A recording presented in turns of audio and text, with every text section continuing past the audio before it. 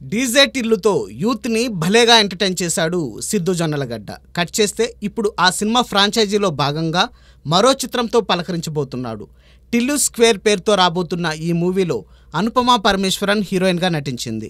మల్లిక్ రామ్ దర్శకత్వంలో సితారా ఎంటర్టైన్మెంట్ సంస్థ నిర్మించిన ఈ మూవీ మార్చి 29న రిలీజ్ కాబోతోంది. కాగా తాజాగా ఈ సినిమా నుంచి ఓ మై లిల్లీ అంటూ సాగే పాటను విడుదల చేసింది యూనిట్. అచ్చు రాజమణి సంగీతం అందించిన ఈ పాటకి సిద్ధు, రవి ఆంతోని సాహిత్యం అందించగా శ్రీరామ్ చంద్ర గానం చేశారు. వినగానే ఆకట్టుకునేలా ఈ గీతం సాగింది. Oh my lily song release సందర్భంగా యూనిట్ ఓ ఈవెంట్ని నిర్వహించింది. ఈ సందర్భంగా టిల్లు పాత్ర అలాగే ఉంటుందని, కథ మాత్రం వేరేలా ఉంటుందని కథానాయకుడు సిద్ధు జొన్నలగడ్డ తెలిపాడు. అంతేకాదు మొదటి భాగాన్ని మించేలా టిల్లు స్క్వేర్ని రూపొందించామని చెప్పాడు.